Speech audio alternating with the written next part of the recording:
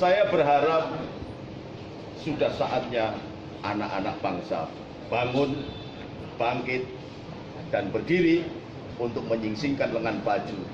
Bumi Pertiwi memanggil kalian. Amin. Negara di ambang kehancuran. Amin. Jangan bilang ada indikator apa tidak ada indikatornya. Goblok kalau tidak bisa melihat itu. Dan jangan tanya kepada kiai, kok kenapa kok ngomong begitu ada indikatornya. Nggak usah jadi kiai kalau tidak. Terus ini sudah pertarungan antar etnis, antar bangsa, antar suku, antar agama.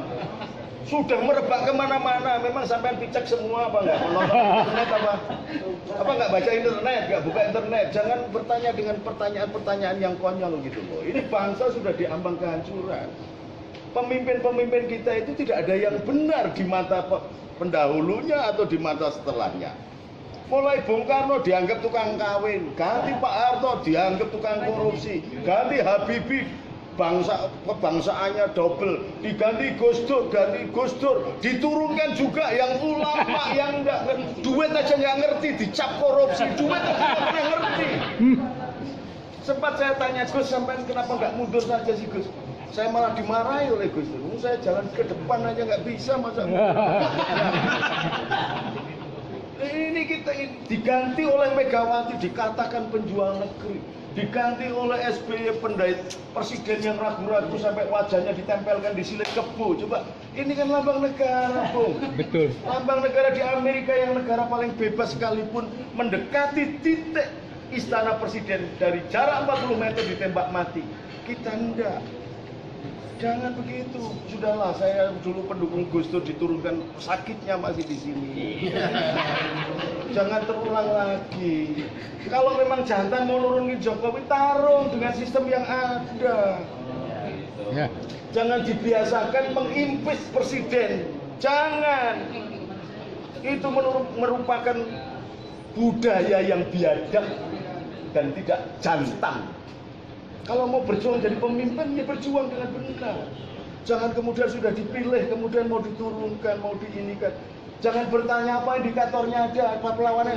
Lu sampai ini baca apa enggak, wartawan mau goblok-goblok gitu. Gimana sih? Lu yang nulis sampai sendiri kok pertanyaannya begitu. Jangan, saya dari desa, Sorwit Pring, didik santri-santri yang benar. Ini jadi hilang semuanya. Diajari sopan santun, jadi orang tidak sopan santun semua. Bagaimana Anda bisa mengaku beragama kalau tidak memiliki akhlak budi pekerti? La khuluq la din, orang yang tidak punya akhlak dan budi pekerti tidak punya agama. Ingat itu. Gus, pernyataan Gus gimana Gus? Saya nggak ada urusan Ahok mau disantet atau mau dibunuh. Tanggapannya Gus. Ini Ahok itu kan hanya cuma gubernur aja, gubernur DKI. Gubernur DKI itu tidak didukung oleh bupati-bupati, bupatinya cuma diangkat jajar rasa cuwil aja. Kenapa kok jadi geger? Karena anggarannya besar. Artinya siapa yang mau jadi gubernur calon rampok negara, gitu loh. Siapa yang mau jadi gubernur itu cuma royoan duit saja. Mantap. Apa yang sudah dilakukan gubernur sampai sekarang? Bedanya apa gubernur DKI sama gubernur yang lain? Kenapa di sini jadi ributnya ndak karuan? Sasarannya bukan Ahok. Sasarannya guling ke Jokowi, baru kuwi dibentuk konsorsium. Siapa yang jadi presiden? Nah, nanti royoan sendiri lagi. Nek royoan sendiri lagi, nanti akan jadi chaos nasional. Dan kalau itu terjadi, sudah susah dipersatukan kembali Indonesia ini. Sudah segitu parah Gus? Lah enggak segitu parah, sampai tidur aja di rumah lah. Masa kok nggak cerdas-cerdas? TV bendino. Gus, jadi bagaimana cara membangkitkan rasa kebinekaan lagi di kalangan anak Tulis muda? yang benar. Media tulis yang benar. Tulis ini, sampaikan bahwa sampean adalah nabi-nabi di Indonesia. Karena wartawan adalah pembawa berita. Dan nabi dari kata an-naba, pembawa berita. Sampaikan kebenaran bahwa Indonesia memanggil engkau. Kalau itu terjadi, cepat Bung. Cepat Mbak. Karena apa? Indonesia ini dilindungi sendiri oleh Allah Subhanahu wa taala. Amin. Yang semula Soeharto tidak mungkin jatuh kok. Dan ini jangan lupa bahwa ketika muncul begini nanti akan gerakan yang luar biasa. Dan Anda ikut membantu menyadarkan kembali jiwa kebangsaan kita. Ini yang penting. Tapi kan situasi seperti sekarang semakin diperkeruh dengan adanya berita-berita yang tidak benar yang disebarluaskan melalui media sosial. Nah, siapa yang nulis? Iya, tidak hanya media, Nah, tapi ada iya, juga yang lain. sama dong. Berarti di situ ada ketika engkau mengkolek informasi, yang menarik itu konflik, yang menarik itu sara, yang menarik itu kemanusiaan, human interest. Nah, tolong dipadukan yang baik. Nah, ini semuanya sudah dianggap komoditas semua, sampai konfliknya itu jadi komoditas. Sampai partainya jadi komoditas. Islam mengajarkan ketika terjadi firqoh terlalu banyak kelompok-kelompok, maka akan memicu furqoh atau perpecah belah. Kalau ini terjadi, ya sudah. Saya tinggal berapa tahun lagi mati, sudah tua, umur sudah 68 gitu. Anda ini yang masih muda-muda, masa mau jadi bangsa jongos terus bagaimana? Kalau melihat dinamika yang terjadi ini awalnya terjadi karena apa? Apakah memang pemerintah yang tidak tegas menyaring informasi? Banyak aspek, saya tidak mau mencari siapa kambing Kalau hitamnya. melihat Secara umum semuanya salah. intinya apa? Intinya mempelajari agama tidak matang, menjadi pemimpin rekrutmennya tidak matang. Ada orang yang semula zaman jadi maklar di terminal jadi bupati, pengetahuannya tidak pas. Ditambah lagi sentimen rebutan jamaah, masing-masing gereja mengajarkan kemunafikan, masjid mengajarkan kemunafikan. Ketoke rukun, pimpinane do rukun.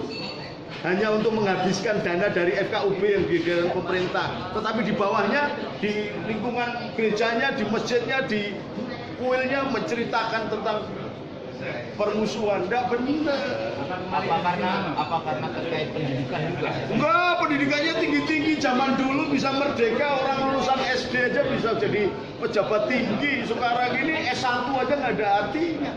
Bukan pendidikan, moralnya kebangsaan, moral dan akhlak budi pekertinya, jiwa gotong royongnya yang sudah tidak ada.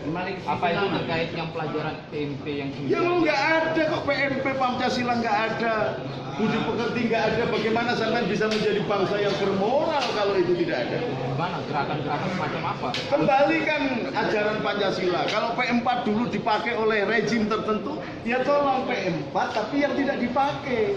Dirikan lembaga independen.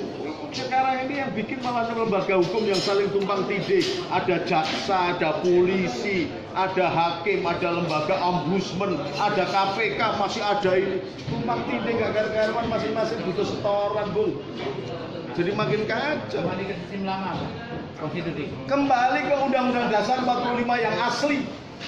Intinya Itu adalah produk bangsa ini, bukan produk amandemen yang dicampur adukan. Amerika merdeka 150 tahun, tetapi baru berapa kali di amandemen. Dan undang-undang aslinya masih utuh. Kita baru merdeka berapa tahun, undang-undang dasarnya sudah di amandemen. Dari pasal 37 menjadi 137, itu bukan amandemen.